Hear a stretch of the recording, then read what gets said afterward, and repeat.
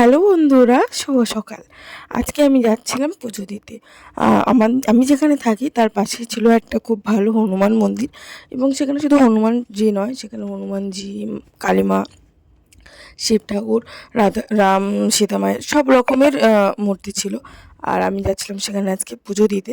পুজো দেওয়ার জন্য রেডি হয়ে তারপরে আমি চলে যাই পুজো দেওয়ার জন্য। কিন্তু আমার সঙ্গে আরও একজন ছিল, যাকে হয়তো তোমরা এই ভিডিওতে দেখবে না, কারণ সে ভিডিওতে আসতে চাইছিল না। তো তার জন্য আমি আর তাকে জোর করিয়ে এই ভিডিওটাতে আসার জন্য। তারপরে দেখো আমরা পুজো দেওয়ার জন্য রুম থেকে বেরিয়েছিলাম। আর রুম থেকে একদম পাশেই ছিল, একটু দূরে ছিল, 5 মিনিট মতো হেঁটে যেতে হচ্ছিলো, সেখানে ছিল এই রাম মন্দিরটা, সরি, হনুমানজির মন্দিরটা ছিল। তো সেখানে আমরা যাচ্ছিলাম পুজো দিতে।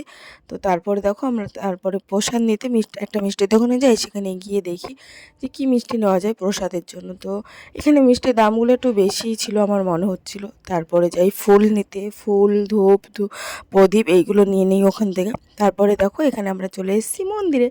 এটা ছিল মন্দিরটা, মানে সামনে থেকে দেখে মনে হবে খুব ছোট্ট, কিন্তু ভেতরটা খুব সুন্দর ছিল মন্দিরটা।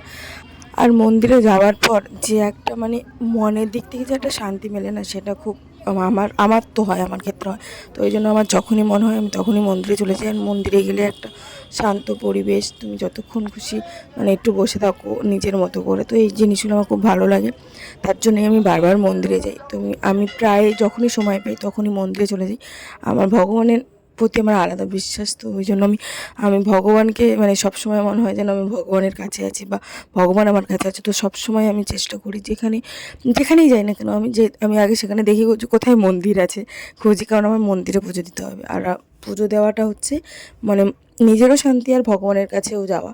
হ্যাঁ, সবসময় ভগবানের কাছে গিয়ে যে এটা চাইতেই হবে বা এরকম কিছু, সেরকম কিছু না, কিন্তু ভগবানের কাছে গিয়ে পুজো দিয়ে আসা, একটু থাকা, সেটাতেই মনে অনেক শান্তি চলে আসে। তোমার যদি কোনো টেনশন থাকে, সে টেনশনটা অনেকটা চলে যায়। আর আমি এখানে যাওয়ার পর সেরকমই কিছু হয়েছিল, কারণ এমনি টেনশন তো লাইফে চলতেই থাকে, কিন্তু মন্দির থেকে ঘুরে আসার পরে আলাদাই একটা যেন ফ্রেশনেস কাজ করে আমার মনে হয়। তারপর দেখো এখানে আমি চলে গিয়েছিলাম, শিবেরই মূর্তি ছিল পাশে, সেখানে সবাই স্নান করাচ্ছিল। তো আমার মনে হলো আমিও স্নান করাবো। তো তার জন্য এখানে সব শিব ঠাকুর ছিল, সেখানে আমি মানে ঠাকুরের মাথায় জল দিলাম। তারপর এখানে নন্দী ছিল, নন্দী ঠাকুর ছিল। তো ওনার কানে আমি উইশ বললাম, আর অবশ্যই ভগবান যেন মানে আমার যা যা বলার আমি সেগুলো বললাম আর কি।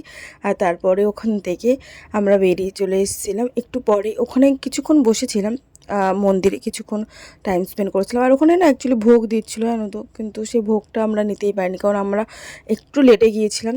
আর তারপরে আমরা যখন পুজো দেওয়া আমাদের কমপ্লিট হয়ে যায়, তো তারপরে আমরা ভোগ নিতে গেছি, তো বললো যে ভোগটা শেষ হয়ে গেছে। এবং অনেক মন্দির আছে দেখেছি যেখানে গেলে এতটাই দক্ষিণা দিতে হবে বা এরকম সব কিছু ফিক্স করে দেয়। এখানে তুমি যেমন পারবে, যতটা পারবে ততটাই দাও, তুমি যদি না পারো তুমি নাও দিতে পারো, এরকম কোনো মানে সিস্টেম নিজে দিতেই হবে।